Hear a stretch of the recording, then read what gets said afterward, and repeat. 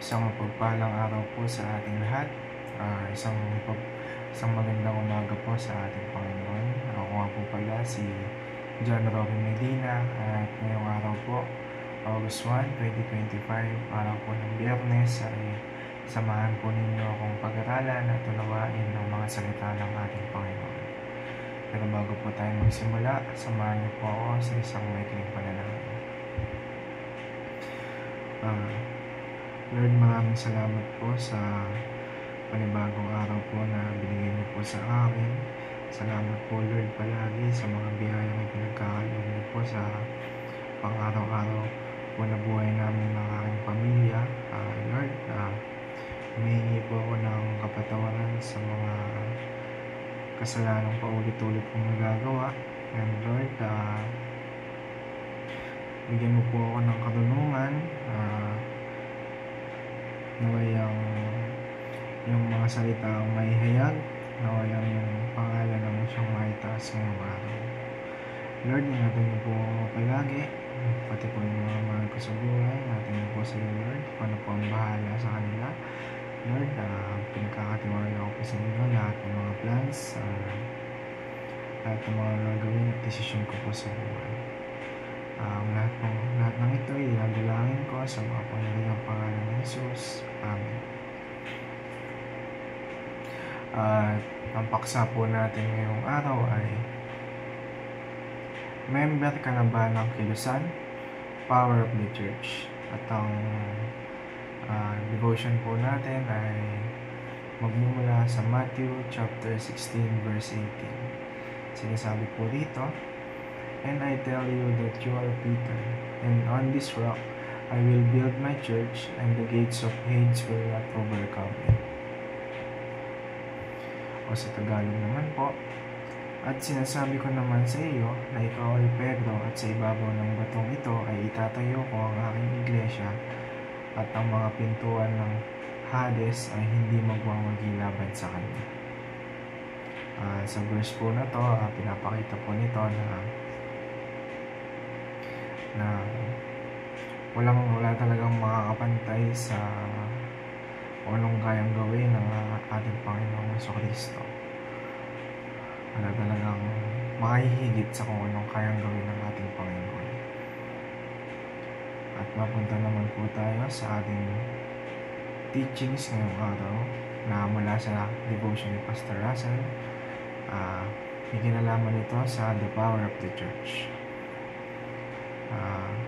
Unang-una po is God has ordained the church to fill the world. O yung sa pamamagitan ng gabay ng Santong Espiritu,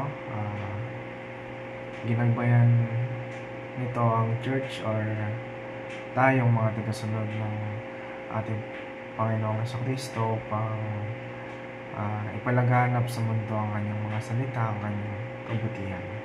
Sa ikalawa, Jesus is the founder and head of the church. Ang ating Panginoong Jesucristo po ang siyang namumuno sa kanyang iglesia. Siya po ang namumuno sa atin. Siya po ang may full authority sa lahat ng nandito sa mundo. At ikatlo, the Spirit.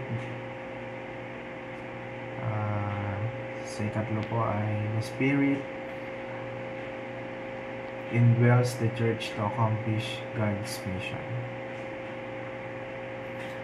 At papunta naman po tayo sa ating applications ngayong araw. Unang-una, believe with certainty that the church will prevail.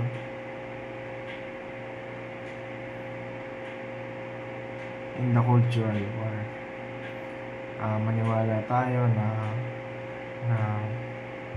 ang church or yung mga mananampalataya ng ating Panginoong Jesucristo ang siyang magpe-prevail laban sa kasamaan. Isa na dyan yung mga digmaan, corruption na patuloy na nangyayari sa mundo natin. Maniwala lang tayo na ang mga mananampalataya ng ating Panginoong Jesucristo at ang ating Panginoon ang siyang magpe-prevail o magwawagi sa sa anumang kasamaan na nandito sa mundo, nagawa ng diablo. Sa ikalawa,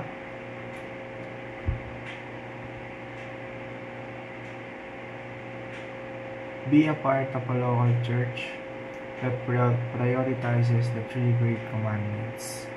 Ang tatlong great commandments nga po ay ang unang-una, love God, mahalin natin ang ating Panginoon. I-obey natin ang kanyang mga utos at mga salita. Sa ikalawa, love others. Tayo bilang mga daluyan ng pagmamahal ng ating Panginoon, dapat natin ibahagi rin ito sa iba upang yung blessings na natatanggap natin is magpagamit din tayo sa ating Panginoon upang maging blessings din tayo sa ibang tao. At ikaw ulit, make disciples. At ang uling application natin sa araw na to is be the church, the body of Christ that transforms the world. At upang tapusin po ang ating devotion ngayong araw ay samahan niyo po ako sa isang panalangin. Heavenly Father, thank you for ordaining the church to fill the whole world with your glory. Thank you for Jesus, the founder and head of the church, and for the Holy Spirit who empowers us to fulfill your mission. Lead me to serve faithfully in a local church that lives out the greatest commandments, loving God, loving people, and make disciples. May we shine as salt and light, influencing the world for Christ. Empower us daily and keep us steadfast until Jesus returns. In the mighty name of Jesus I pray. Amen. Yun lamang po para sa araw na to. Maraming salamat po sa inyong pakikinig. Naway may natutunan po tayong lahat sa devotions ating ginawa ngayong araw. Yun lamang po. God bless us all.